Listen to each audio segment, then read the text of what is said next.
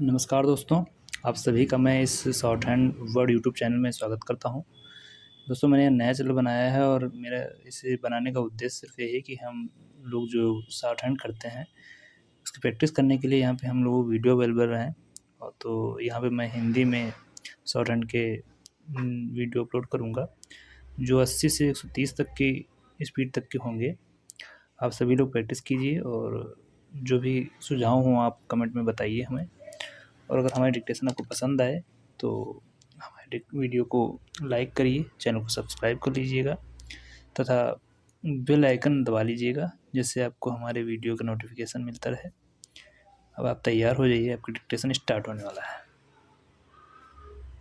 शब्द प्रति मिनट संपादकीय डिक्टेशन स्टार्ट होगी 5 सेकंड बाद। स्टार्ट। आम बजट में अब एक पखवाड़ा ही शेष बचा है। इससे पहले आर्थिक मोर्चे पर दो विरोधाभासी तस्वीरें दिख रही हैं। एक ओर जहां भारत तेजी से वृद्धि कर रहा है, वहीं सरकार वित्तीय मोर्चे पर अपेक्षाकृत सतर्क दिखाई दे रही है। वह खर्च से लेकर उधारी और कल्याणकारी वादों के प्रति सावधान है। वैसे तो ये दोनों परिदृश्य अपनी अपनी जगह पर सही हैं, लेकिन अधिकांश लोग इसे समझ नहीं पाते। इसके पीछे एक बड़ा कारण यह पता नहीं होना है कि अर्थव्यवस्था जिस गति से वृद्धि कर रही है, क्या उसी अनुपात में संसाधनों का भी सृजन हो पा रहा है या नहीं। अच्छे परिदृश्य की पहले चर्चा करें तो भारतीय अर्थव्यवस्था मजबूती से आगे बढ़ रही है। सरकार के पहले अग्रिम अनुमान के अनुसार भारतीय अर्थव्यवस्था के चालू वित्त वर्ष 7.4% की दर से बढ़ने की उम्मीद है। यह पिछले वर्ष की 6.5% की वृद्धि से अधिक होगी। कुछ ही दिन पहले दूसरी तिमाही के आंकड़े भी आए थे, जिनमें 8.2% की गजब की तेजी दिखी थी। यह वृद्धि सामान्य जनजीवन में भी नजर आती है। वाहनों की बिक्री बढ़ रही है, हवाई यात्रा में तेजी आई है, वित्त, परिवहन, आतिथ्य सत्कार और रियल एस्टेट जैसे क्षेत्रों का निरंतर विस्तार हो रहा है। बेरोजगारी में कमी आई है और मनरेगा के तहत काम की तलाश घटी है। स्पष्ट है कि लोग कहीं बेहतर विकल्प खोज रहे हैं, जो सकारात्मक संकेत है। हालिया आंकड़ों के अपवाद को छोड़ दिया तो महंगाई का रुख भी नरम है।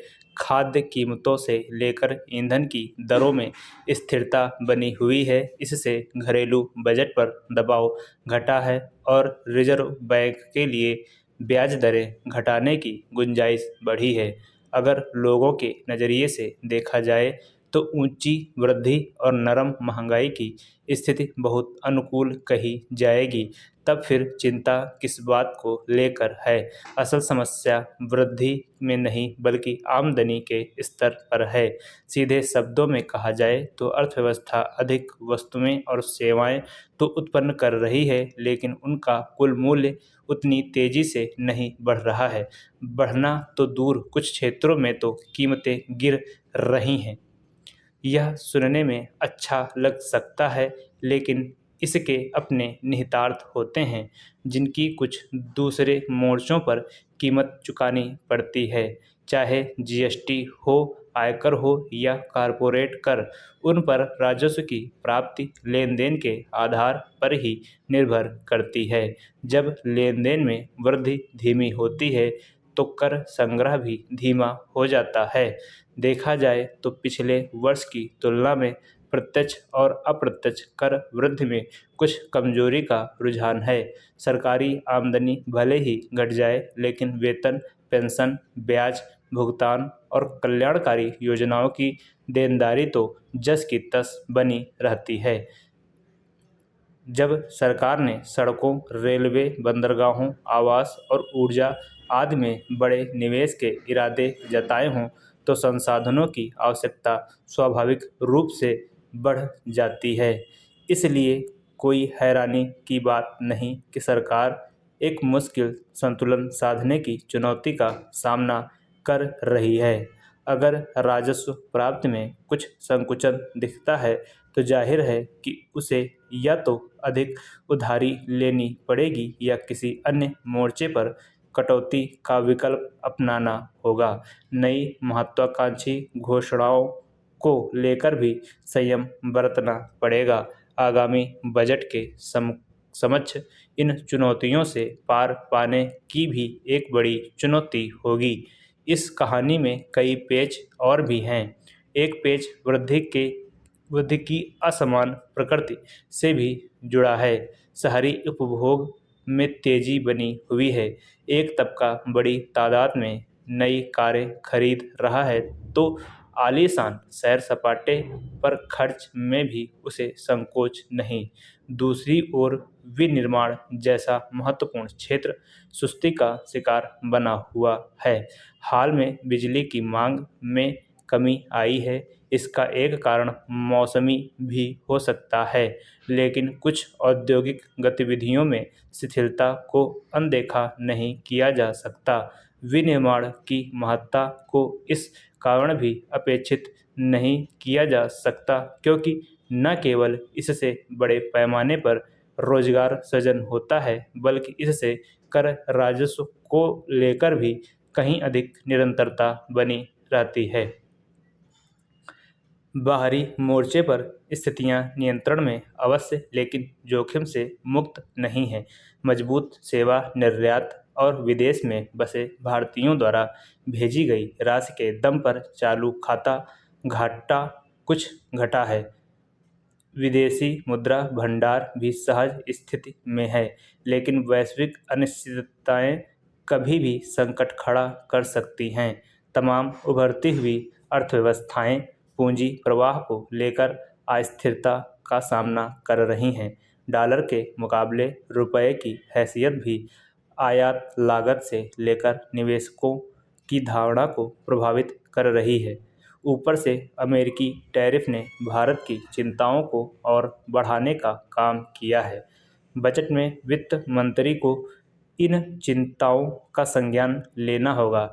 इसमें कर वृद्धि अनुमान को लेकर बहुत सावधानी बरतनी होगी। उधारी की योजनाओं को लेकर भी सतर्कता आवश्यक होगी ताकि ब्याज अदायगी को लेकर अतिरिक्त बोझ न बढ़े।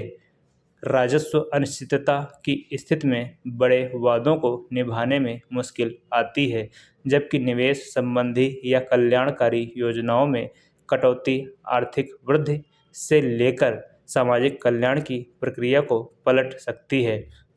संभव है कि बजट में बड़ी घोषणाओं के बजाय स्थिरता सुनिश्चित करने पर ध्यान केंद्रित हो। किसी बड़ी घोषणा या जोखिम भरे प्रयोगों के आसार नहीं लगते। सरकार बुनियादी ढांचे पर निरंतर जोर और कल्याणकारी योजनाओं को समर्थन देना जारी रखेगी। इसमें यह एक संभावना यह है कि सरकार विनियमन यानी नियमों को और सरल सुगम बनाने की राह पर ही आगे बढ़े।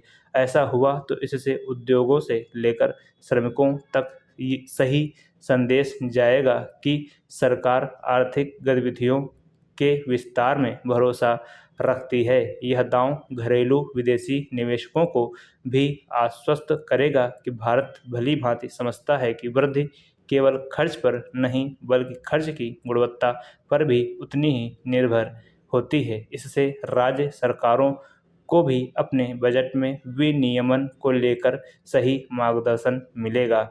दिल्ली में डिजिटल अरेस्ट का भय दिखाकर बुजुर्ग महिला कारोबारी से 7 करोड़ रुपए की ठगी का मामला यही बता रहा है कि साइबर ठग बेलगाम बने हुए हैं।